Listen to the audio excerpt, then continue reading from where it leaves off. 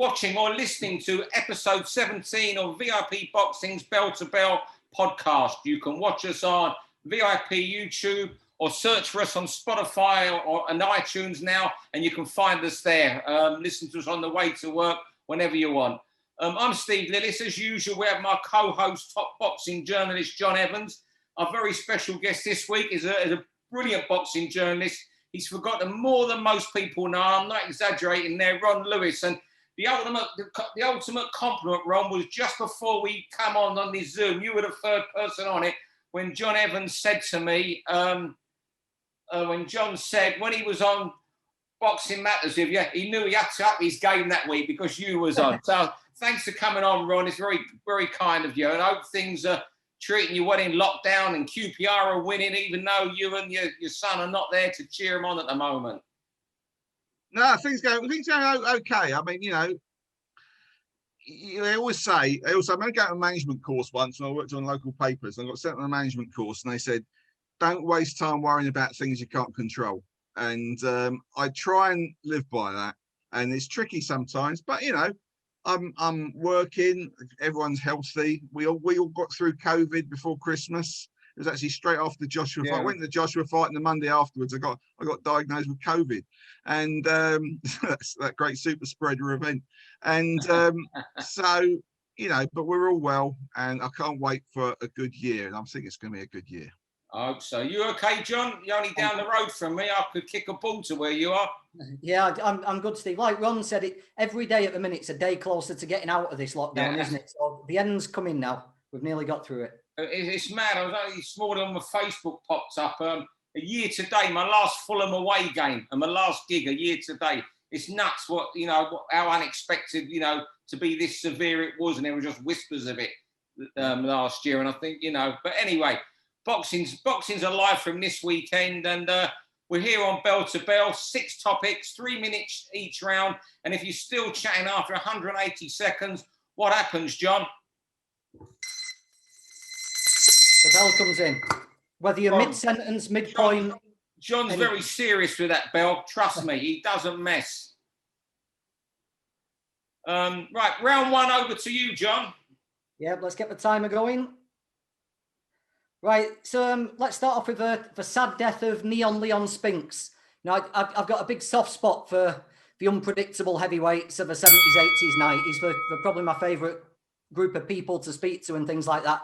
And Leon fit the bill, didn't he? But apart from watching his fights with Ali and Holmes, I've learned most of the things I know about Leon from this book. It's called One Punch from the Promised Land. It's by John Florio and Weezy Shapiro. It's the best boxing book I've ever read. Now it's called John. I've got that. It's called One Punch from the Promised Land. It's eye-opening. It's fantastic. The detail the guys have gone into about Leon and Michael growing up in St. Louis is fantastic. By the end of it, you'll be wondering whether Leon did underachieve or whether he actually overachieved, considering how little time he actually spent boxing. He had plenty of other things going on, Leon. But a real unpredictable guy. Let's not forget he was the heavyweight champion of the world when it meant something. And a sad loss.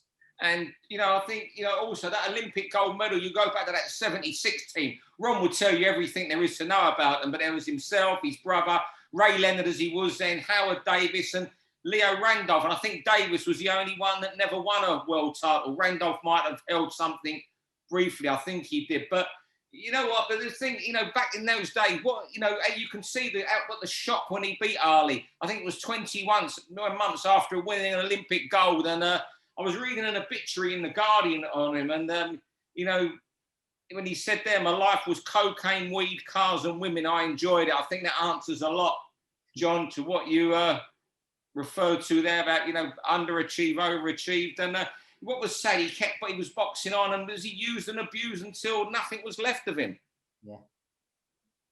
I think, I mean, obviously it's a sad case. It's a case of someone who got too famous, almost too young. I mean, he was 24 when he won the title, but it's so early in his career. I mean, in that Olympic, he'd been in the Marines before he went to the Olympics for 4 years or something. And he also, people forget what they do, but he knocked out or he flattened a decent Cuban in that Olympics to do it. It was no easy thing. He was light heavyweight. Heavyweight was Stevenson, And yeah, the trouble is, obviously, he got really famous. He made a fortune. I mean, the equivalent of, I think it's the equivalent now, he made in a rematch of $14 million. And obviously that's going to change your life. And when you come from the background he did, the sort of horrible projects he grew up in, you know, he got a big entourage and he gave lots of money away and he blew the rest, kind of thing, didn't he? So yeah, so when it's you also small for a heavyweight as well, obviously. when you look at his style of fighting, it was all done on all-out aggression and non-stop punching. And for him to get dragged out of God knows what kind of houses where it was going on literally the day of a fight sometimes, and to put in that work rate, you know, Leon was probably a bit of an underrated fighter. But there we go. End of round one.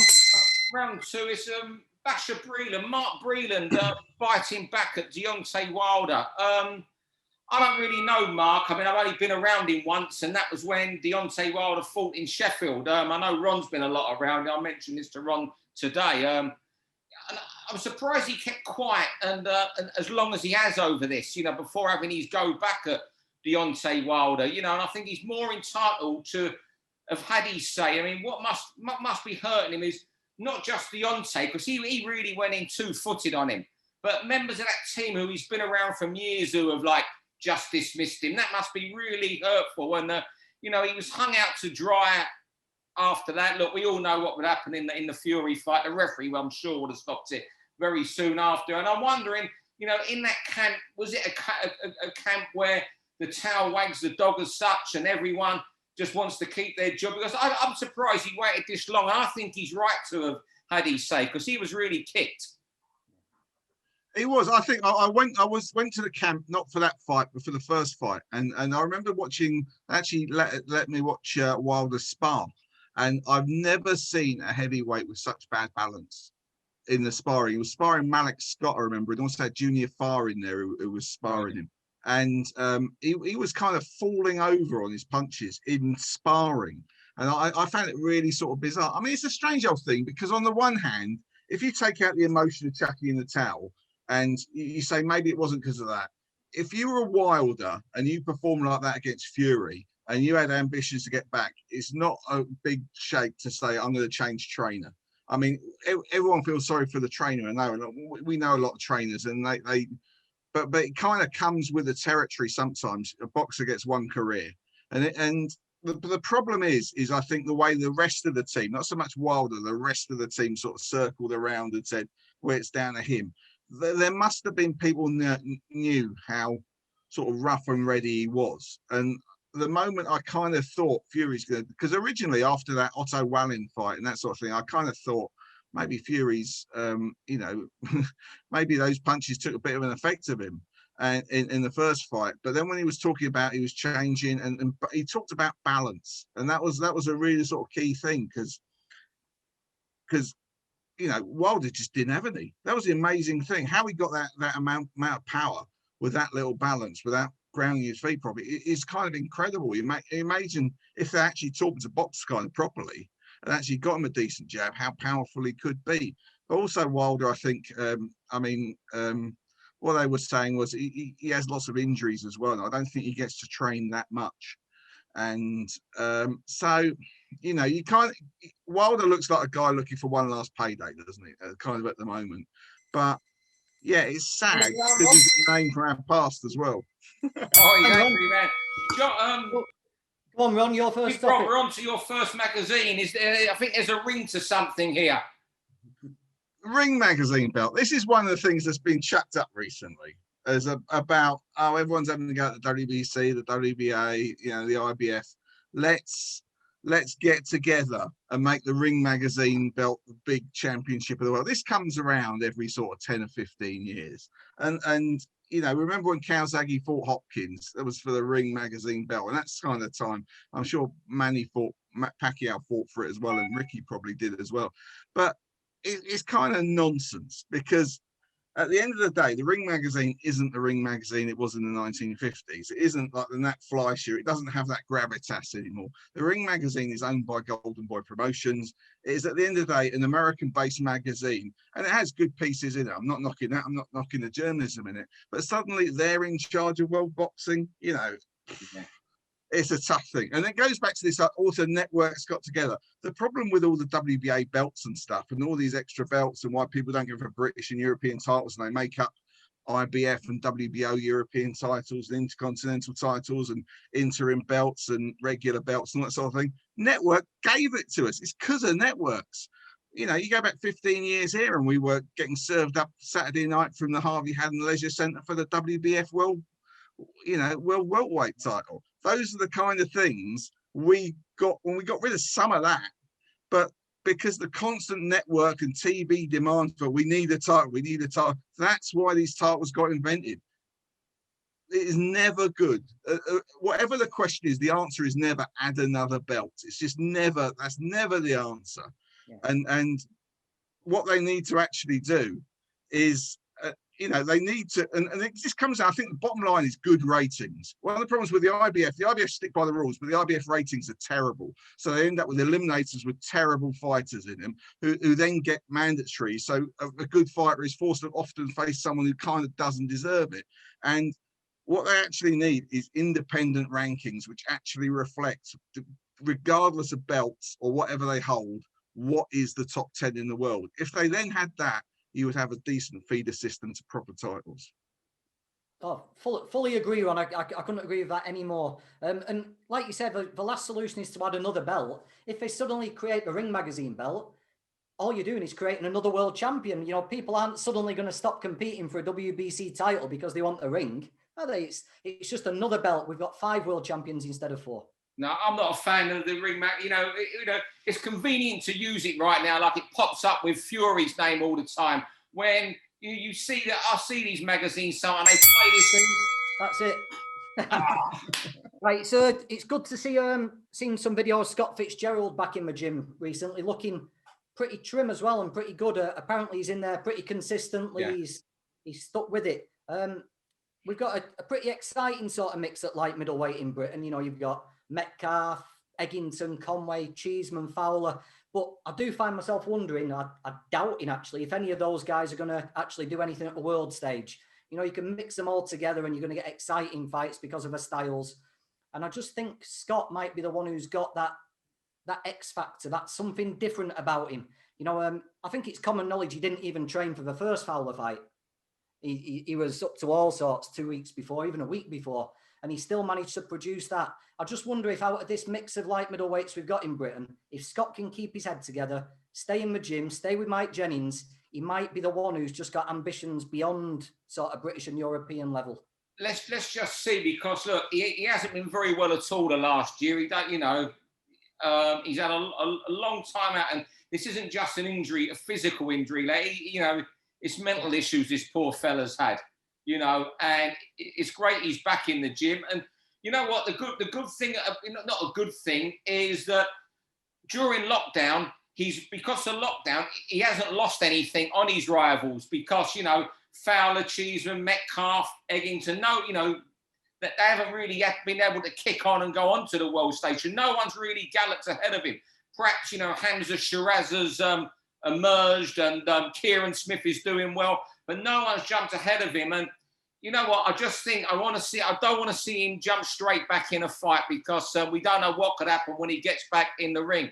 You know, what the great shame was he had that fight against Brian Rose was going to take place at Preston North End last July. And that's the fight for him this summer, I think. Some sort of comeback fight, and let's see how he is, and then the Brian Rose fight. But I'm just glad he's healthy again. It's more important than boxing, and he is the one that could kick on. I agree with you, John, but you know, because we know the talent that he is.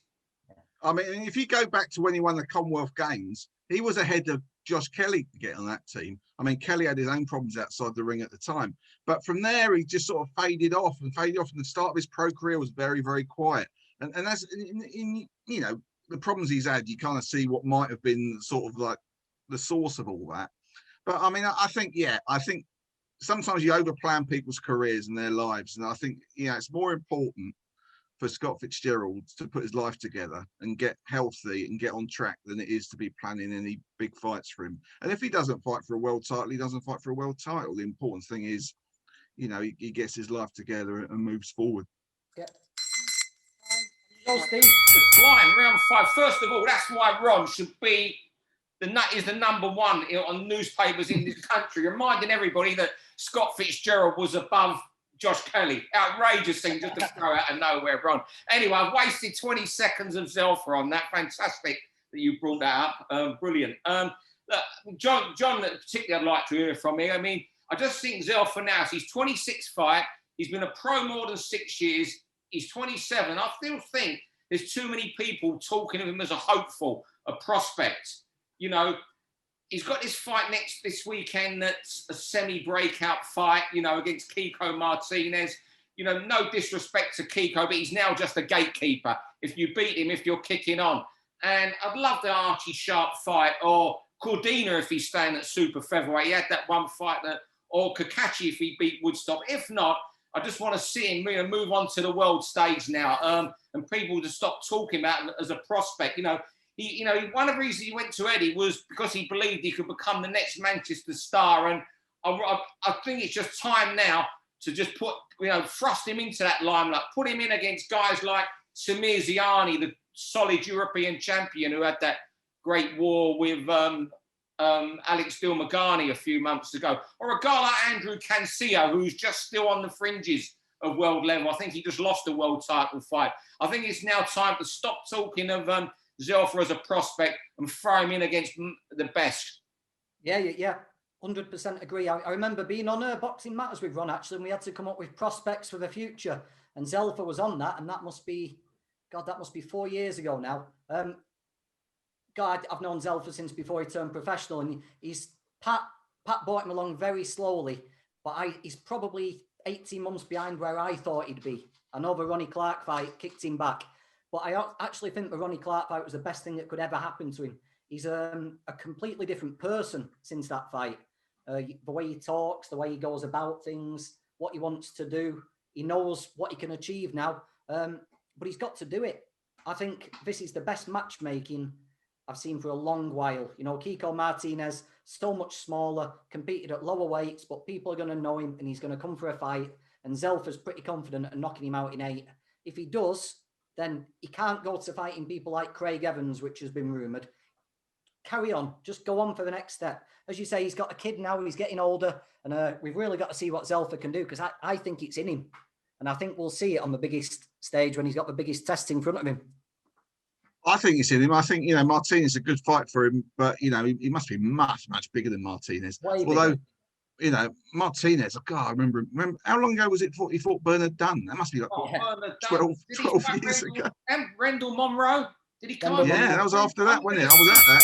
Rendell. Yeah. Oh, he's got too long then. We'll come back to that one, Ron. We'll let you talk about that one after, but it's your final topic. Yeah, essentially, I was going to do something else, but then I was watching an old episode with Calla, and you were talking about 3 minutes round for women's boxing.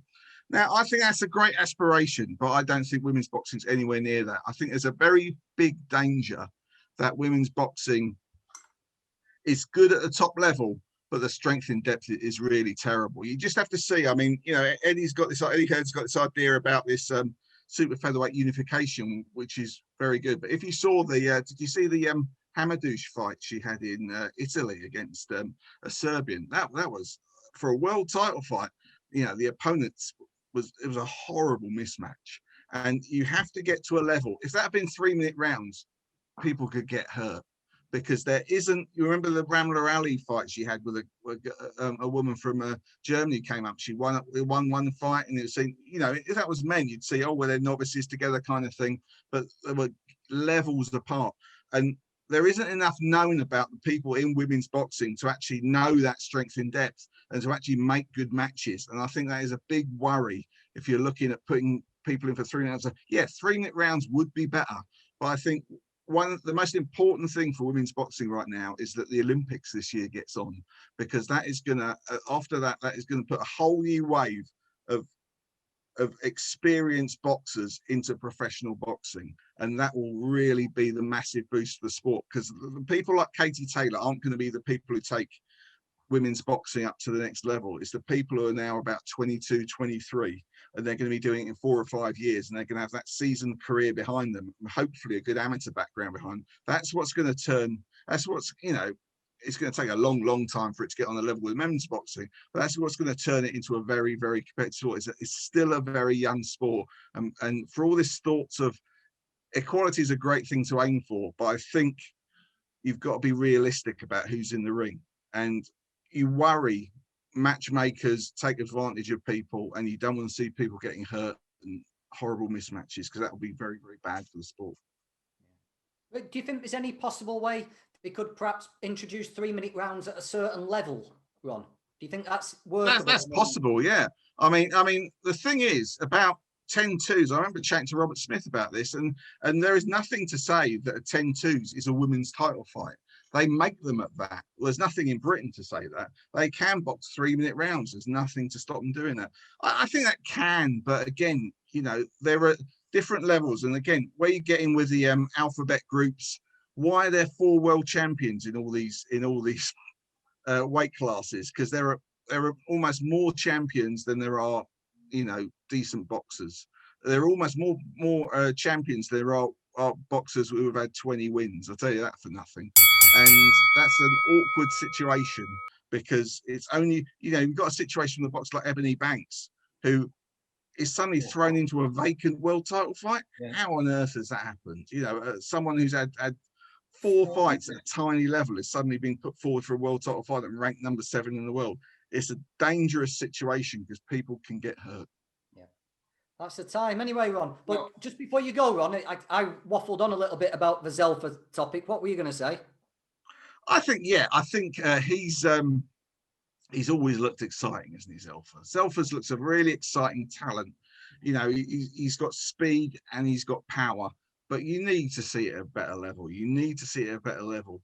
And, you know, that level kind of is the very top in Britain at the moment, and that would be reasonably close to get him on the fringe of world class at super featherweight. So, you know, but a lot of these things come back to the difference between boxing now and the boxing 20 years ago is that boxers don't box much. If you have people who box 8-rounders or 6-rounders and they're boxing 3 or 4 times a year, they are not progressing quickly enough. And so you go from this 6-round level to suddenly into a 12-round title fight for a, you know, phony baloney title, or indeed even a real title. And, you know, people have to box more. People have to be able to progress more. And again, that gets their names known, and you know, they move their careers on quicker. Zelfa hasn't really been busy enough, and he hasn't been particularly inactive by modern standards, but he could have done with actually being 3 or 4 fights more down the road now.